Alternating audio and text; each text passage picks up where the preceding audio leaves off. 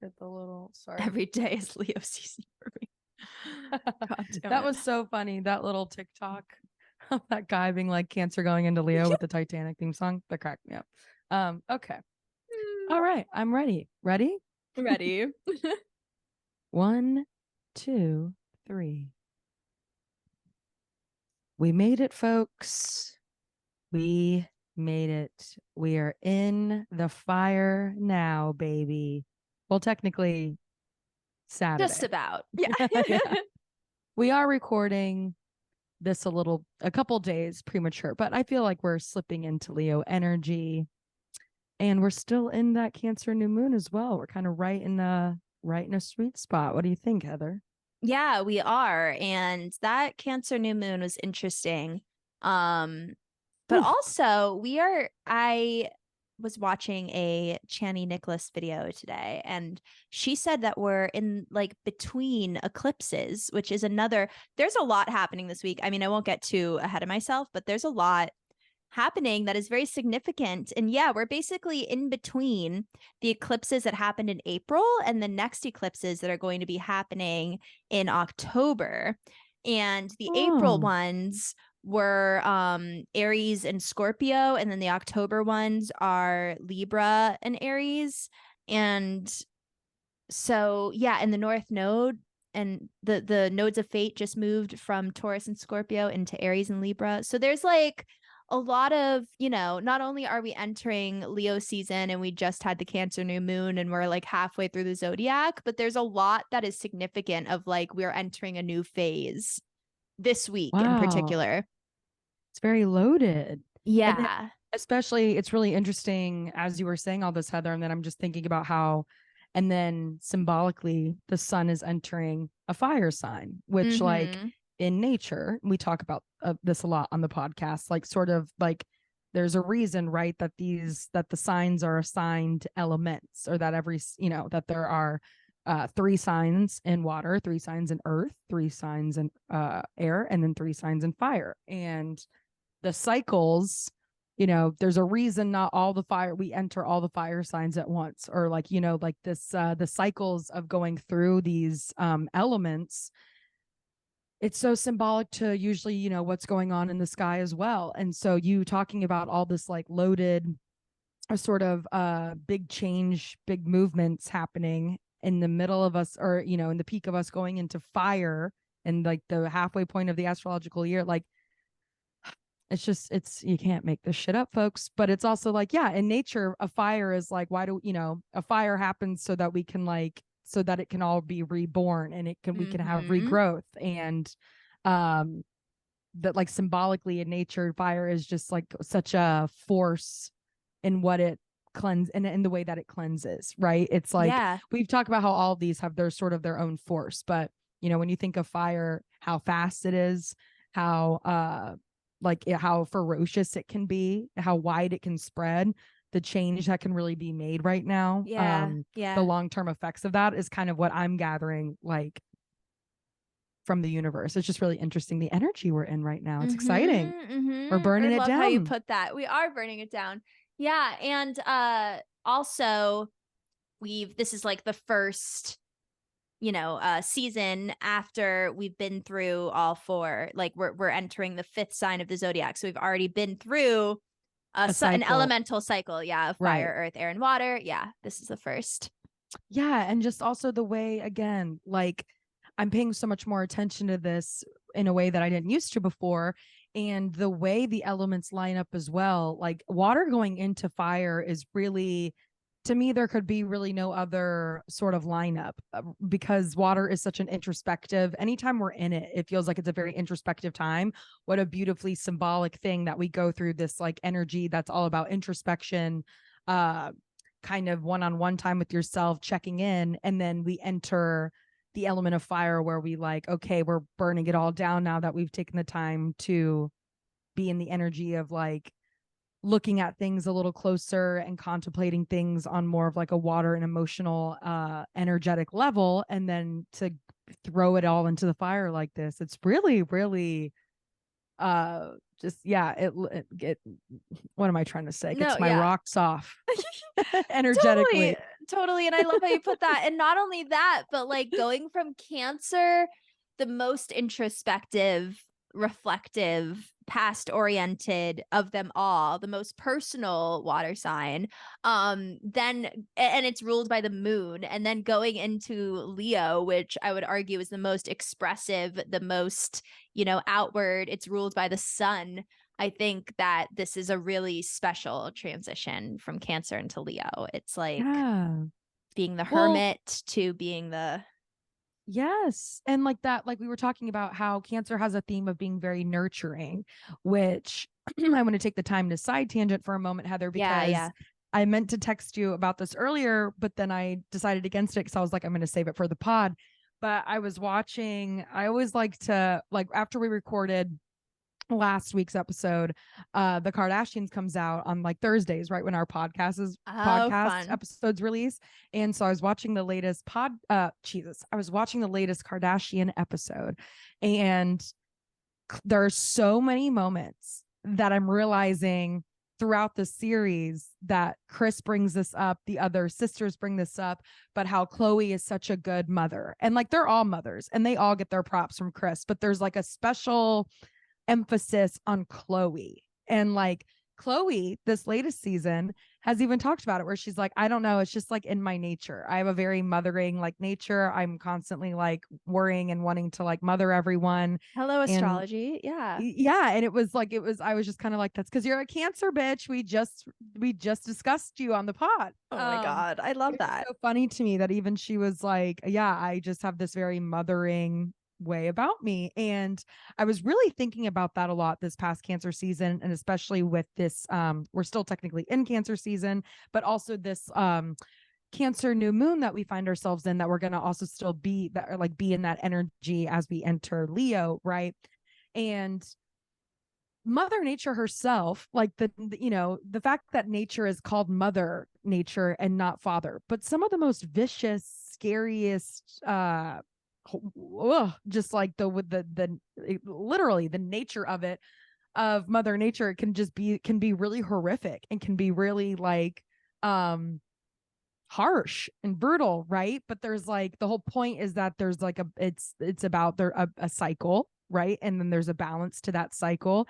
And I find it really interesting that that mothering nature, I think I used to sort of align with or nurturing nature, I guess I aligned with being like gentle and coddling.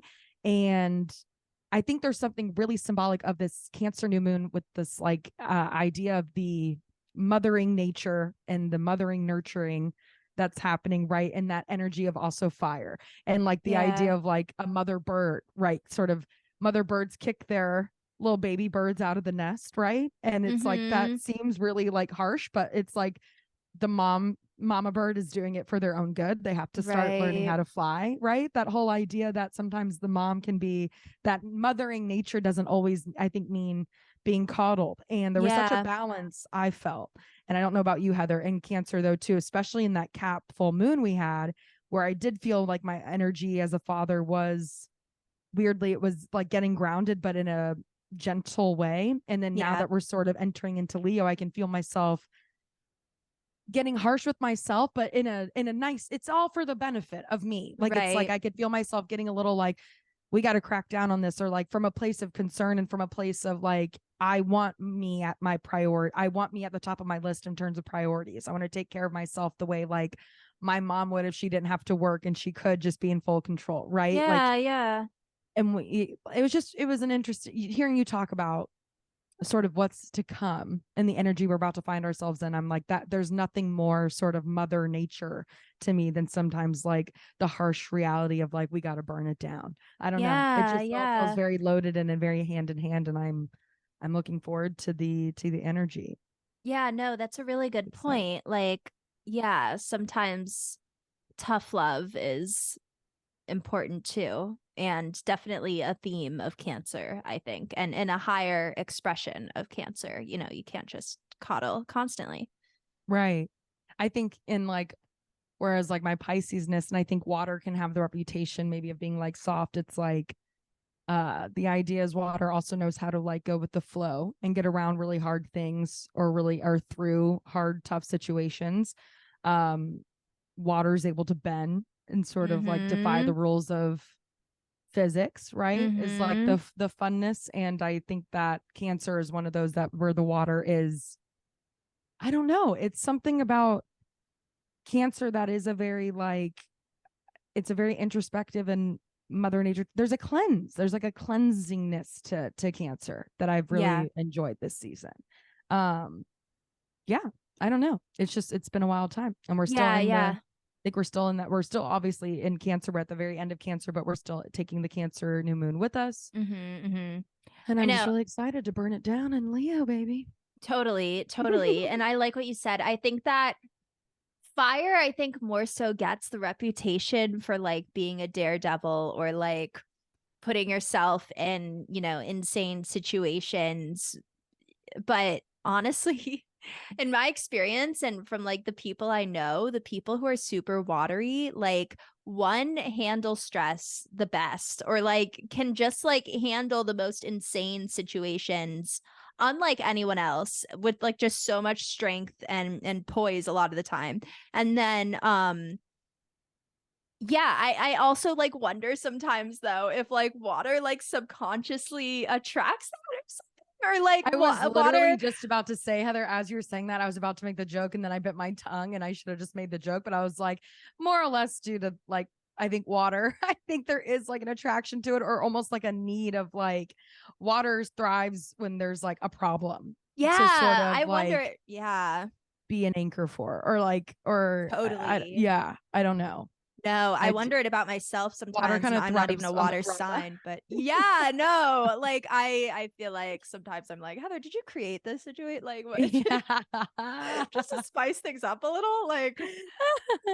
No, that's interesting. That is an interesting like way to look at it. Yeah, I don't like think the you're people, far off. No, I really think so. Like, I think the people who I know who are like all fire, honestly, like pretty calm people, or like they don't have these like insane dramatic lives. They work like 9 to 5s. Like, I don't know. Right. I think also too what like fire is like, again, the way we sort of talk about water and air and even I think earth, and when it comes to earth and fire, they're maybe the most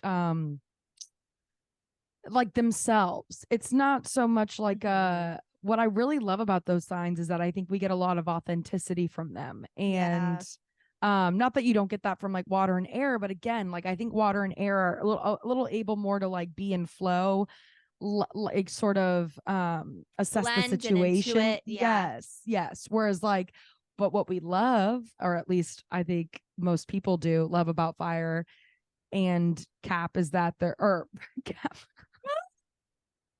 What people love about fire and Capricorn. What people love about fire and earth is that I just feel like they're authentically themselves in the way that they can't bend as, and it's not like I mean like they can't, people with who are those elements can't be reasonable or they're stubborn. It's more just like it's like a moral thing, and it is almost, it feels like it's an energy thing. Like I can't not be my authentic self and energy, and like especially if it means compromising like my morals to like make you feel better, or like I really respect the energy, and it's that's me too. To me those two are, that's exactly what they sort of that's like what am I trying to say, like what they're more,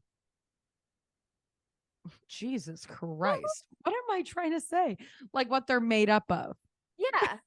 No, yeah, totally. No, Composed I respect that too. Yeah, what they embody, like. Jesus. Yeah. I gotta edit this out. No, yeah. Thank you. I agree. Yeah. I agree. I respect them for that too. I wish I had a little more of that.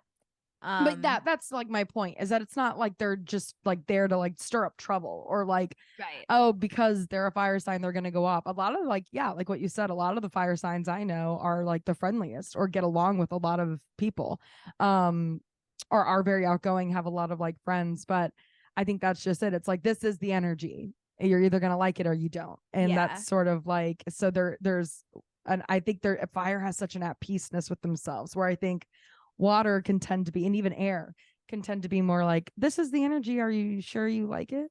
Wait, Totally. what do you mean you don't like it? That makes, I'm not vibing. Like, No, yeah, whereas fire is like, oh, you don't totally. like it? I don't know what to do. I'm Yeah, fire. I can't. Like I literally don't, it's out of my hands. Yeah, if that makes No, sense. absolutely, absolutely. And yeah, with Leo in particular, there's like a real emphasis on authenticity being like a big part of like what makes them different from the rest of the signs. Which is interesting. It is interesting because like to me, Aries is the most raw. Like Aries is the most like what you like the most I most Aries are gonna be themselves in every situation, you know, if they have like heavy Libra or some other, you know, signs that tend to intuit and mold based on the situation, then sure. But like really, I mean, Aries is Aries. So like Leo, I think is, you know, it's opposite Aquarius and it's very like aware. I think it's maybe the most self-aware fire sign.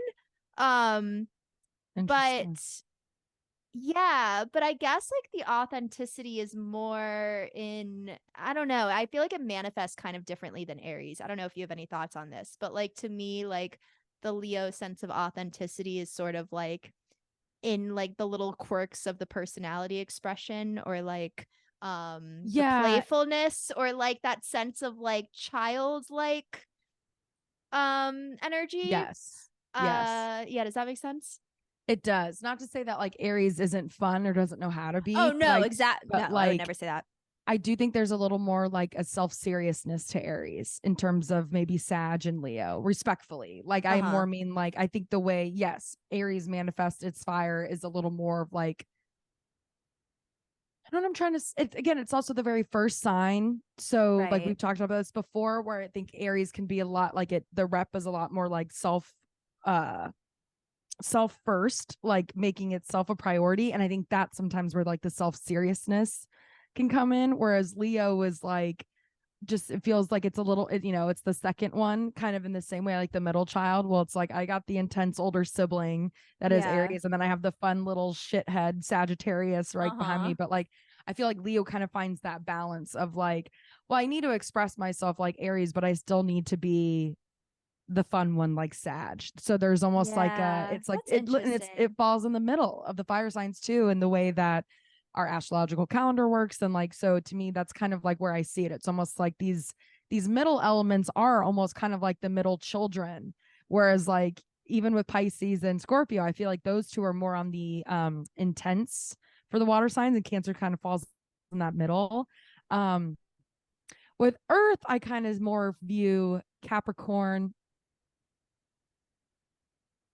What am I trying to say?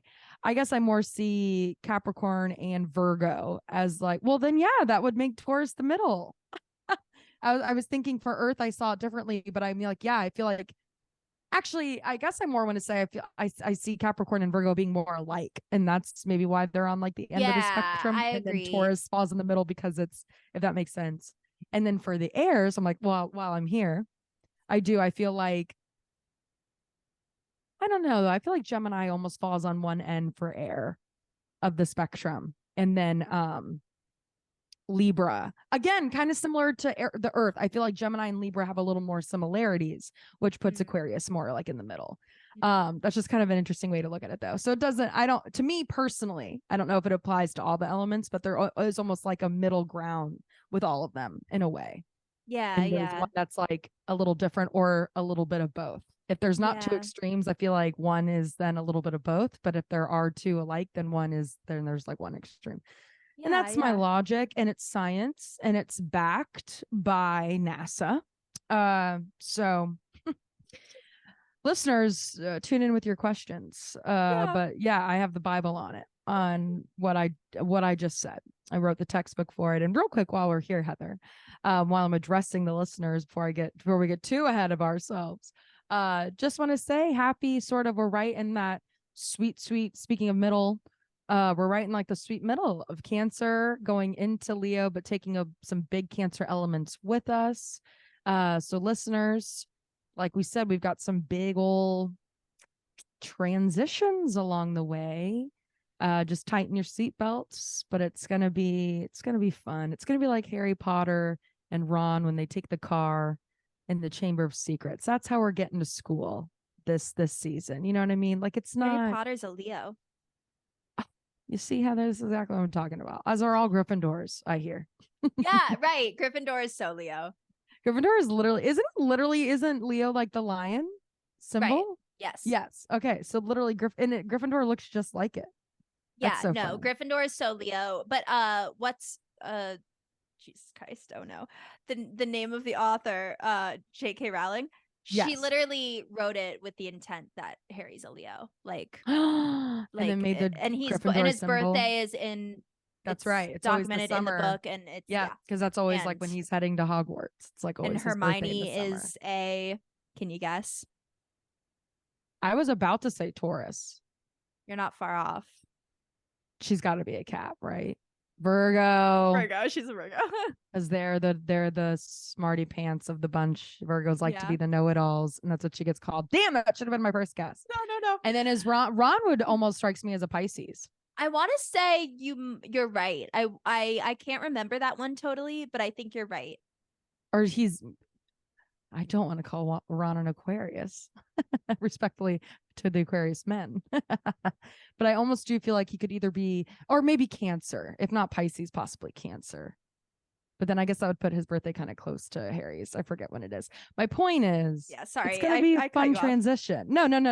It's just we're gonna we might not be in the safety of the Hogwarts train, but we're making core memories on the way there. We're gonna snap our wands. We're gonna get into the tree, the Whomping Willow. You know, we're gonna get a couple of scrapes, but we're gonna have ourselves a good year. We're going to uncover some secrets about ourselves along the way. I sound like a goddamn audiobook, Heather.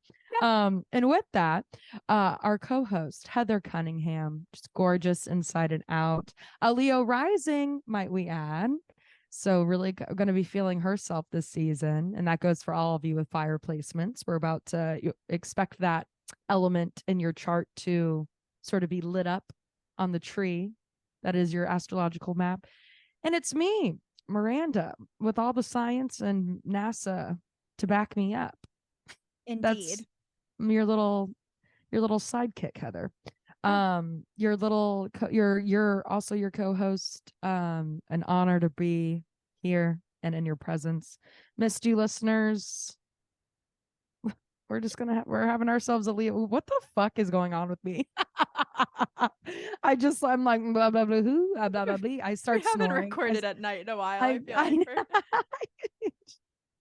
I'm like it's just oh geez. You know, life's it's you know, when you sleep all day and then record at night, it's hard. You know, when you do nothing all day. I can't imagine. I'm in the opposite situation where I hardly slept last night and worked all day. I know. But we've got some rewards heading our way with this Leo fire, Heather. I really believe. We do. Yes. And if you have Leo rising, it's your, personal new year. Right. That's right. Because the sun will be entering your first house, which signifies a new 12-month cycle across the zodiac. Very exciting. Love it. Yeah, and one other thing I was gonna say, but no, I feel like I've heard people say that Leo's not interpersonal, that it's like still a personal sign, which kind of makes sense because it's the sun and it's very about like your personality and like embracing your authenticity. But I also think it's known for like being romantic and like being like the teenager of the zodiac who goes out on dates and has fun and is flirty and parties and that sort of Every thing. Leo I know is still like a teen at heart. And I mean that with all due respect and like in the best way. I don't like not in an immature or like bad way. Like truly like it's life. We're meant to like I want to be a kid in it as like they have the right mindset. Like I'm envious of the mindset. I want to get more on that mindset. And embrace that. And my Pisces-ness loves that it's like, yeah, let's be kids forever as long as we can. And I think it's not that like Leo's trying to live in the past in that way or in that energy. It's more just like that is the like we should never let that go. Leo's just ahead of the ball on that. What? Yes. Ahead of the game. Yeah. They're on the ball ahead of the game. Yeah. With that one, where it's just like, no, we should never lose our like childlikeness. Our inner child should always is still with us, and we shouldn't pretend that like just because we're an adult age that this isn't fun anymore, or that life's not worth having fun in. Yeah, every Leo I know is a blast. Shouts out to the Leos. Yeah, Leo moons too. Like I feel like Leo placements are just usually like, yeah. Yeah, and I think that, you know, it makes sense that there's so many Leo celebrities and performers because it's literally the archetype of wanting to shine and express and perform. But I think I've heard a lot of heavy Leo celebrities also say that they can't imagine doing anything else because they like need their career to be play. Like I think that's also a big part of the reason why they're attracted to the entertainment industry is like it feels like play. Yeah. No, that makes sense. Yeah. That makes sense. I'm excited. Yeah, the list of these famous Leos that we're going to be covering this season is long. I'm excited. Yeah, with that, Heather, shall we maybe just go ahead and jump into these Leo, take a look at these Leo charts? I'm into it. Yeah, I have a lot to say about my chart. Let's dive head first into the fire, baby. We've got some fun Leos kicking us off today, Heather. I am looking forward to these. Would you like to start us off? Sure. I mean, I've been excited to talk about this. Honestly, a lot of the Leo celebrities, like I've ever since we started the podcast, like We've have just been looking for a platform to talk about these specific artists and their charts because a lot of my favorite celebrities, and especially musicians, are Leos. Interesting. And this Leo specifically embraces astrology. She does, and her lyrics are so fucking Leo. I mean, she just exudes Leo. Kacey Musgraves. Yep. She, you know, blew up right after her Saturn return. Leo as it gets. Leo as it gets with that long, flowing, gorgeous hair, that confidence. Those incredible outfits. She likes to be a little flashy, but she's also down to earth, loves to smoke weed and do the substances. And she's like, life is meant to live. You know, you gotta. I love her to death. And then Sag Moon, which is the fact that she's a Sag Moon and she has a song called Follow Your Arrow, like, come on. And then Taurus Rising, which is her little down to earth, you know. Yeah. Let's ground in. Oh my God. Yeah, but like I cannot think of a better representation of Leo, honestly. Like just the fact that I mean, a lot of the Leo celebrities I love and a lot of the musicians are very vocal about like, you know, loving to have fun. One of my favorite Kacey songs is Live Fast, Die Fun. And, you know, she has another song that's called like Late to the Party. And it's like, I'm never late to the party if I'm late to the party with you. And she's like, that's right. We're rolling one for two. And like, it's just like, she's so just about like live and let live. I showed my mom like some of her music videos and she was like, yeah, I get it. She's like the live and let live Leo. Like, yes, she is. And like, you want to talk about authenticity, like Kacey Musgraves has talked about too. She's someone who like got her sort of, like you said, her fame came around during her Saturn return, and she talks about it getting famous sort of like later. And she's still so young and hot, and like does like her everything about her trajectory was so juicy and delicious. Like I just Golden Hour is one of the best. Didn't it get the Grammy that year for album of the year? It won a ton of Grammys. Yeah, I think it did. Yeah, it's incredible. And it's like to be able to release art that you're so proud of that has literally no skips, and for that to be also sort of like the first musical piece. A lot of people, that was like, I had heard of Kacey Musgraves before. I had heard like some of her hits here and there. Like, I'm from Jacksonville, Florida. You know, you go home, country's on the radio. So like I would hear more of her country stuff, but Golden Hour was such a beautiful blend. And she talks about this where she wanted it to make a blend of like all of like kind of like her favorite things. And like, it's so modern pop country, like it's such a special album. It's such a beautiful thing that it came around in her Saturn return, and it's also the album that got her fame. And like, because again, for a music career, it's definitely like she's later in the game, but she talks about that and how important it was for her to not sell out essentially, or just make shit to make it. Like, and Golden Hour is such a like third eye open album. It's such a spiritual. I love the trajectory of her career, or like how that happened for her. And I would say Golden Hour is her best work. I'm sure she would agree. Like, yeah, you could tell when an artist, like, you can almost just tell, like, it's a piece of her soul, that album. Yeah. Not that I don't love her other stuff, but Golden Hour specifically. And I know it to be the album that really got me into her, and a lot of people I think who don't like always listen to country music into her. Anyways, completely catapulted her. Just so Leo. And when you read, no, totally. And there's so much I want to say. Like, I feel like there's so many Leo musicians who also have that same theme of like not wanting to sell out, it being very important that they stay authentic in an industry that is constantly trying to mold them. And but in her little note in the album, she says that I almost want to like Google it right now so that I don't fuck it up. But she says, I'm pretty sure like it was my 29th birthday, a solar eclipse on the day. I was outside with my like new love of my life, looking out into the golden hour. And I had this moment of inspiration. Like, I need to spread more love. Like, I know the next album I'm going to write.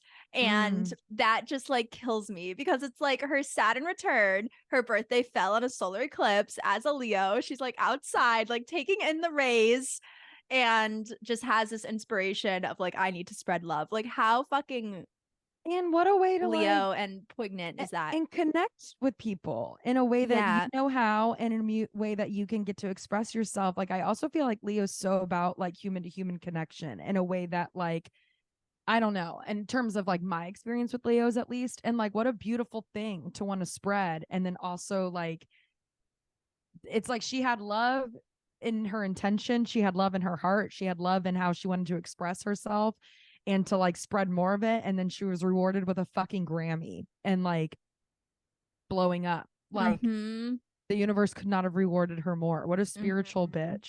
Like, that's someone who's like on their higher path. That is totally. And she exudes that. I mean, she to me, like, also just, it's so refreshing to have someone who is so, I look up to her too. It's so refreshing to have someone who is so like, I don't know, like writes music about like smoking pot, but then also is so unbelievably wise. And like in another song is like, you know, like slow like burn, cool, like I'm an old soul. Yeah.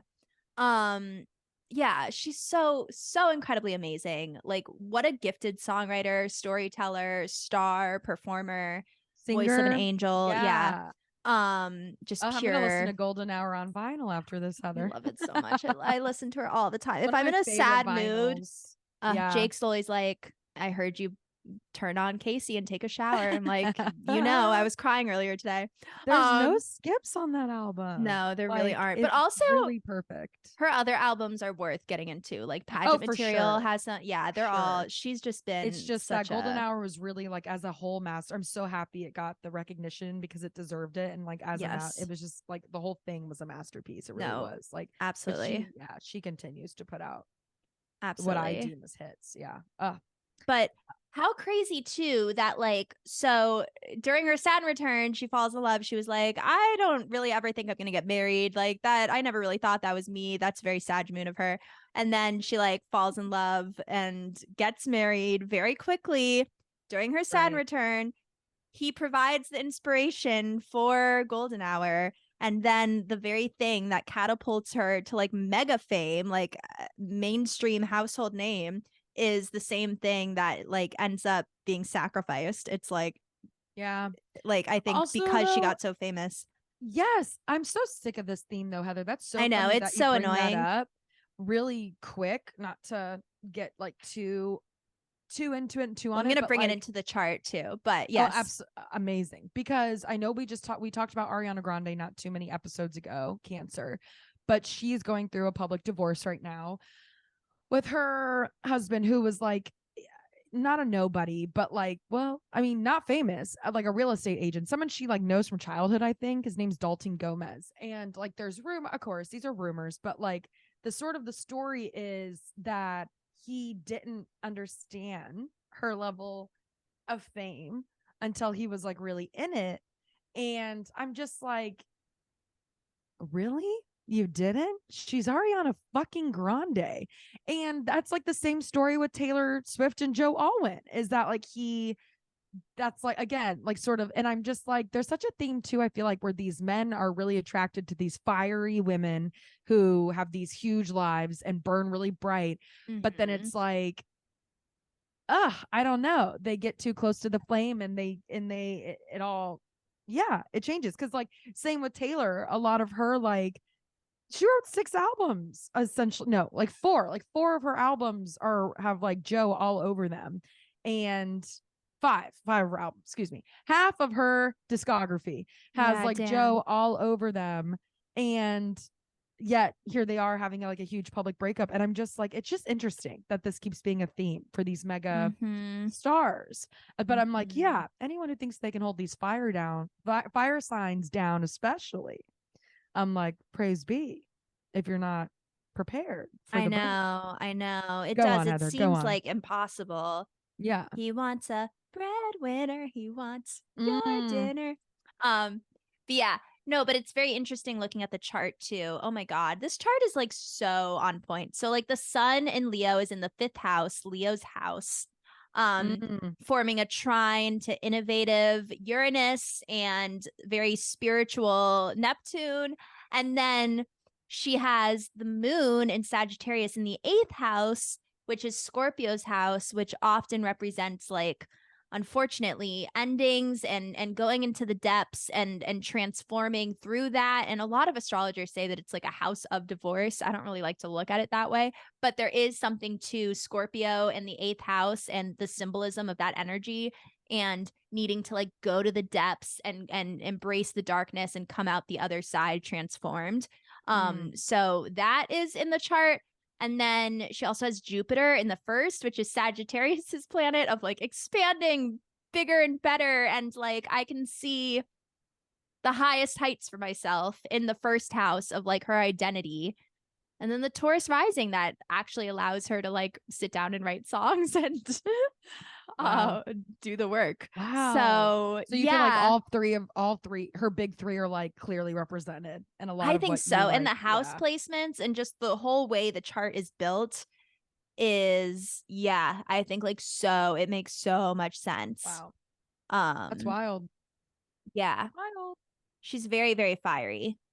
And like there's pictures of her on tour like singing and like giving thumbs up to the audience. And I don't know what the context is, but I just like love that she also has this like fuck y'all energy, you know? Like she's Oh yeah, I there's think that like funny very much video. a sweet person, but she is Oh also yeah, like, you know, she'll very shoot him back with Sagittarius. you, and like you're gonna have a good time with her, and like she's gonna cuss, and like Yeah. she does one of those things that that's just so special when especially it's someone in the limelight like that who's a performer at the scale that she is. But it's like you feel like you can be her best friend, but then you also want to be front row for her show. Like she's got that like balance with her where it's like it's Kacey fucking Musgraves, but you feel like you could just like hang out with her casually too. And it's a beautiful thing to like embody when you're at that level of fame, I think. Yeah.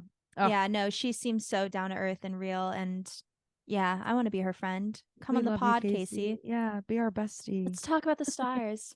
Yeah, she would. She would. There's that really funny smoke video a joint. of her. Yes. We could do some shrooms in the park. Yeah, no, there's that really funny video of her performing where she's like, when I say ye, you say ha, and then she's like ye, and they're like, the crowd's like ha, and then she I think like says something or doesn't say it, and then they go ha, and she goes, I didn't say fucking ye. Like it's like that's like one of the memes of hers, like I didn't say fucking ye. Oh, that's so funny. She's funny. I love her. We have I a know, good she's time playful. with Kacey. Yeah. Love you, Case. See you soon. Manifesting it. Manifesting it. All right, Heather, shall we move on to our next chart? Let's. Another incredible performer, another incredible singer, just passed away, sadly. But geez, just what a one of the greats of all greats. And like speaking of country music, it was Whitney Houston's version of I Will Always Love You, right? That like really blew up. Like that's the version we all know from the Oh. 90s. It's the really big like Yeah, right, right, and right. like it's and then I didn't even Yeah. know until like years later that Dolly wrote it, and it's a Oh, Dolly Parton song, and right. it's like a completely different vibe, but they're both incredible. Both versions I love, but Whitney Houston is like why I think a lot of our generation knows that song. And it was in the movie The Bodyguard that she also was in. Oh. Um Anyways, but yes, Whitney Houston, an absolute Leo of our dreams. Yeah, so sad that she just recently died. What a fiery life Whitney lived as well. Mhm. And then looking at her chart, Heather, I know you said that it's very like right heavy, right? Is what you were Yeah. Yeah, saying. there's a But ton of planets on the right side, but then there's also little spurts of things all over it. But yes. well, I was just her big three. She's a Leo sun, Aries moon, and then Pisces rising.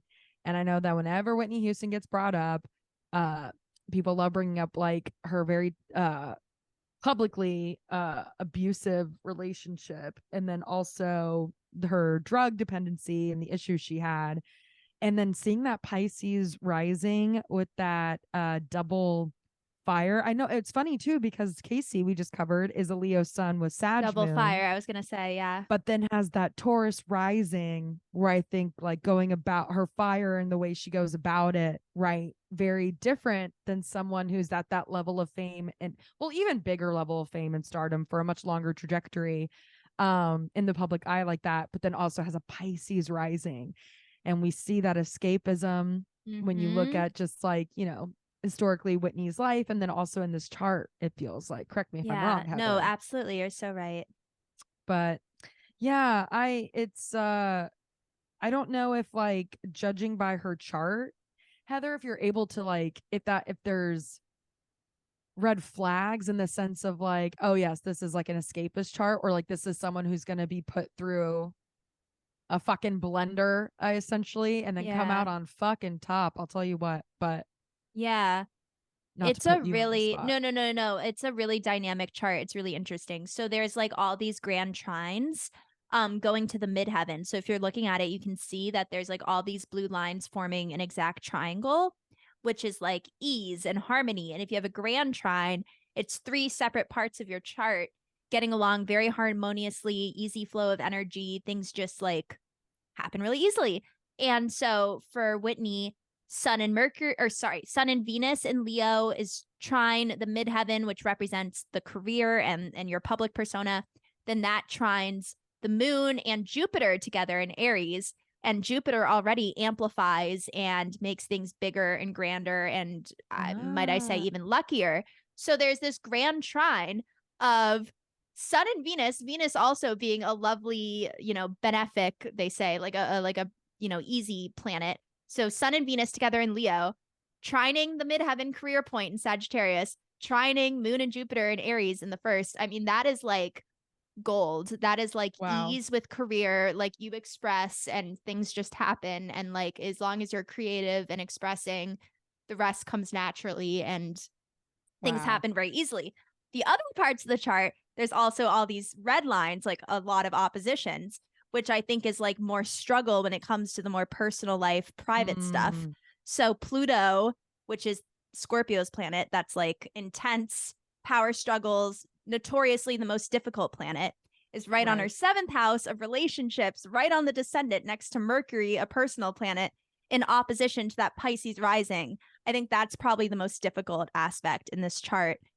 And then she has Neptune in the eighth house of Scorpio's house in Scorpio, squaring the sun, squaring Saturn in the 12th Pisces house.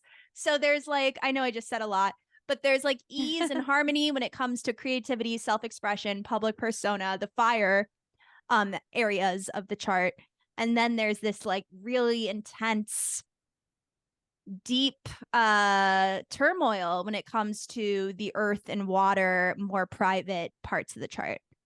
That's For so sure. interesting. I feel like that always, it's like, it shocks, not, doesn't shock me how many charts that have these very big, bombastic sort of careers usually always have a trend of struggling, though. It's like always how it goes. You That can't have it's it like, all. I feel like it's like yeah. no I mean, one's how like, could you have that balance? How I could know. you have that balance? Like Yeah. realistically, I don't. I think a Yeah. lot of people make it work as best they can, but that to me just does seem like, but it is always so interesting that for like the people who are like Whitney Houston, we're talking about mega famous. We're talking about one of the biggest singers of all time in terms of record sales, her actual singing voice in terms of going down in history with as one of the best voices just for generations and generations now. She just recently died. Feels like she's been around forever. And it's just so interesting when people at that level, it always feels like we find it in their chart, Heather, that there's this underlying imbalance in terms of like that part's really easy. It's Yeah. the like normal day-to-day human. Yeah. It's interesting. No, it's like a very intense chart in that way. Yeah. There's a lot of like really intense placements with a lot of really beneficial, nice placements. Wow. Yeah. RIP to a queen. Seriously. Yeah. It was so funny because right before I went to Switzerland, which the town we were in the Alps was like just only like a couple hours right outside of Zurich, which is actually where Whitney Houston passed away. She just passed away like literally right before her birthday in June. You Or see just how often that happens too, but yeah. sorry. No, it's like as I was saying that, I'm like, my Taurus grandmother did that. She also passed Yeah, away like a my month right before her grandmother, birthday. my grandfather, so many people I know. Like that's such a thing. And I It think there's also something makes astrological about that too. yes. And I was gonna say, I'm like, there's almost like this beauty of like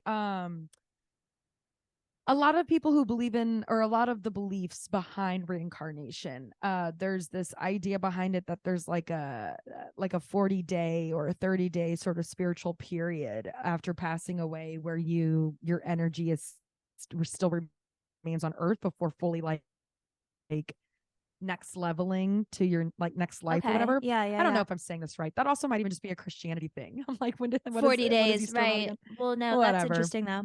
That you still like walk the earth. And I'm like, there's something really cool and spiritual to hear that. And then to also like the trend of people kind of passing away in that time frame right before. In terms of like, oh, I wonder if your birthday is sort of a spiritual like celebration. I don't Yeah. know. Just Oh, that's an something fun we can optimistic way ponder to on. look at it. Yeah. Yeah, I Why like not? that. Yeah. But yeah, she passed away right before her birthday just last month, and it was right before I went to Switzerland where she was living and retired, and where she ended up dying. And so I was like really, I don't know, I just ended up thinking about Whitney Houston a lot and was like watching videos and TikToks of her right around that trip just because it was so on my mind and it had just happened so recently. I'll tell you what though, bitch picked an incredible place to retire and like live out her last Yeah. days. She knew what she was doing. Right. But yeah, Whitney, we love you. Rest in peace, She's a our queen. spiritual Pisces Yeah, rising truly. Just no need to goddess. escape anymore. Mm-hmm. Just only your legend and incredible energy remains. Mm-hmm. Love it. Heather, these were some fun Leos. They What a fun little were. kickoff to Leo season we've had. Two icons and more to Two come. incredible icons. Yes. Listeners, we hope you had fun with this episode. Heather, are there any last minute sky movements we want to point out? Did we cover them all already? Well, no, I wish I could say last minute. This week is like jam packed. It's like a that's really right. intense week. This week specifically during these transitions. Yeah, like this is kind of a week. Well, July is sort of a month in astrology, like back, before 2023 even started. I was watching a lot of things from a lot of different astrologers who, they give the overview of what to expect out of the year astrologically. And all of them said, the summer, specifically July, is going to be very intense. And now that we're in July, all of the astrologers are like, this is the week. And wow. Granted, it's the not one we've been preparing for. yeah, literally. And like, granted, it's not an eclipse month, and all of this is going to affect you more if you have planets or your big three in Aries, Libra, Cancer, or Capricorn, any of the cardinal signs, because that's where most of the action is happening. But yeah, a very big week. On Thursday, July 20th, when this comes out, Mars in Virgo is forming an opposition to Saturn in Pisces, which is like bringing our attention to where we have to work a little harder on something. Maybe if we haven't been dotting all the I's and crossing all the T's, this is a moment to, get real about shit and think like, Okay, how do I Heather. have to actually, yeah, I know I'm dealing with this too. It's like, nose to the grindstone. Like, what do you have to actually do? Come on, time to work hard. Capricorn fathering there. Yeah. And then the nodes just change signs from Taurus and Scorpio to Aries and Libra, which happens every 18 months. And the nodes are not planets, like I said last episode, but they are points, and they give sort of like a faded quality. It's very in terms of the natal chart, it's where you look to figure out what your like soul purpose is, or what your higher self is trying to achieve in this lifetime. So that changed signs, which also brings emphasis to the Aries Libra thing. And then on Friday, the sun is opposite Pluto, which only happens once a year, and Pluto is, one of the most intense planets, even though it's the smallest, it's Scorpio's planet. It will bring up power struggles, power differentials, getting to the bottom of something emotionally, like discovering secrets within your psyche, or maybe secrets amongst others that, reveal something within yourself.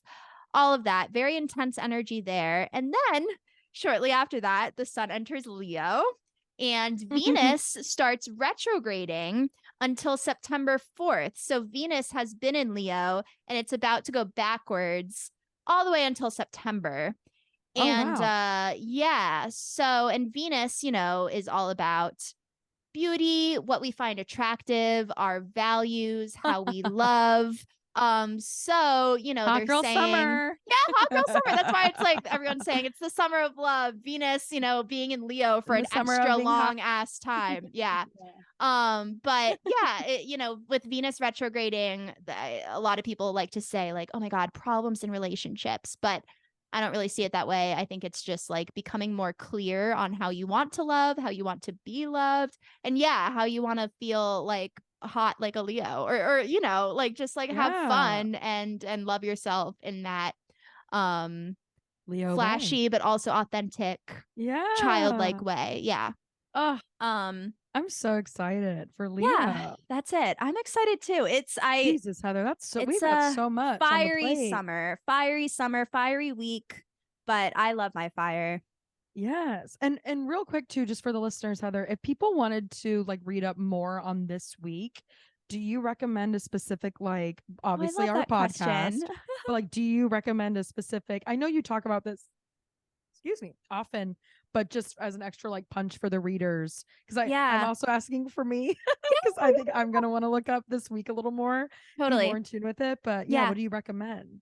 Yeah, the ones that I've been doing for a while, I've been saying that I don't love Chani Nicholas, the astrologer, because she did this like it's really just that I got a bad vibe from a Netflix documentary I watched, and I think that was just Netflix, and I don't want to hate on any astrologer. I think she actually is makes really good videos. So Chani Nicholas does a weekly wrap up video. She just released one on Monday. I would check that out. Also Molly McCord, who I talk about all the time, although that's a little bit more advanced, but she talks about the astrology in a very advanced way, but then she also talks about the energies in just a very easily digestible way. So that's worth listening to. She does a weekly rundown every Wednesday on her podcast. But also my fave, and I think the go-to is astro.com or astrodienst.com, I think is the long form. Yeah. Yes. You can go on there, and if you go to the All About Astrology tab and click on the July newsletter, you can read about the month. But then they also do a weekly horoscope, which is always very on point, and they break it down by sign. And I recommend, if you're reading like a weekly horoscope, to not just look at your sun sign. Like for me, I look at like what it says for Aquarius, but then I'm like, well, actually my sun's at the very end of Aquarius. So I feel like mostly what they're talking about is like Pisces and my planets in Pisces that are next to it. Or like you're looking at your rising sign for the horoscope is actually something a lot of people suggest you should really do, because things that affect your rising sign sort of light up your whole chart. And the ascendant is, when it comes to transits, is like a focal point of the chart. So wow. Hope that all made sense. No, yes. Thank you so much. Listeners, I don't know about you, but I'm excited. I've got some research. I'm going to put I'm going to put the golden hour on the vinyl, and I'm going to do a little tippity tappity, do some research, prepare for this energetic week we've got going on. It's exciting. Buckle up, y'all. Buckle up. Excited, I could use some passion, some fire. Could we? Some excitement. We all could. Tap into your Leo, Heather, and we can all tap into Leo, okay? Sun's in it. All bets are off. Let's have a Leo good time. Indeed. I love you so much, Heather. I love you so much. We love you, listeners. It really is. We hope you got your sweet tooth fix. Jesus. I can't do this anymore. Infinite abundance. Love y'all. Love you. Bye. Bye.